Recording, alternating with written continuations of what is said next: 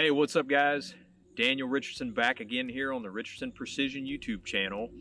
I got an optics review for you. We're going to talk about the Aimpoint Acro P-1.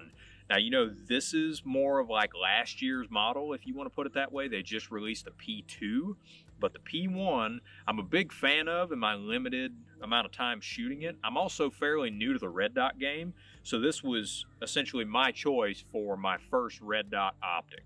All right, let me give you a little bit of a rundown on what I like about this optic and what I wish maybe Aimpoint would change a little bit. So obviously what I wish they would change is pretty obvious. It's the battery life. This takes a CR1225 battery, but they advertise 15,000 round battery life, but I think it's a little bit less than that. So my best advice for you guys, if you get this optic, turn it on and off after you're done at the range. So before you go put it away, don't leave it on, so that way you can maximize the most that you can get out of this particular battery life. Okay, so turn it off. You should be in good shape. You'll probably get well over a year out of this particular battery. All right, you also have a fully enclosed emitter, which means that you actually have the emitter for the dot is fully enclosed, so no dirt, dust, debris. You can't damage it like you can with certain other optics on the market. Aimpoint pretty much makes everything to be almost bulletproof. Okay, you actually have a protective shield over the front and rear of the optic itself. So in the event that I crack this front shield, it's probably still not going to affect my dot, because the glass that actually projects the dot is fully enclosed on this outer protective shell. Phenomenal idea by Aimpoint to really add more durability to this particular optic. One thing I also noticed about this when I was playing around with it on the range trying to get it zeroed, they have some very, very fine adjustments on this particular optic.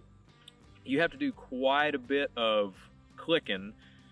I know my good buddy LAV on Vickers Tactical channel, he did a review on the P2, and it took him quite a few clicks to be able to get that thing zeroed. This is not a whole lot different. So make sure that you fully go to the range expecting that the typical adjustments that you normally make, where you get a couple clicks here and there and you can go up or down by a pretty wide margin, this not so much. I want to say for me to zero properly, I had to do about 18 clicks up and then about 10 to 12 clicks of elevation for my particular zero, which I was zeroing at about 10 yards.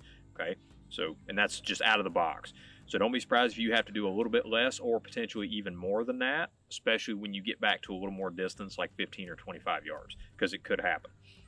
One thing I also did was I deleted my rear sight on this particular gun so that I could have a little bit of a clearer field of view when I'm looking through the optic. And I just ran more of like a lollipop effect, where I'm just lollipopping my dot on top of my front sight. That's my preferred method, and it seems to be working for me pretty good. You guys don't have to do that, but I chose to do it, A, because this is a large optic, and B, just to help make sure my field of view is as clear as it can be so I can find the dot a little bit faster. This is also a 3.5 MOA dot, which in my opinion is the perfect all-around size for a dot. You can go bigger, you can go smaller, but I think 3.5 is kind of that sweet spot to kind of put you in the middle of being suitable for accuracy as well as any type of speed work you want to do.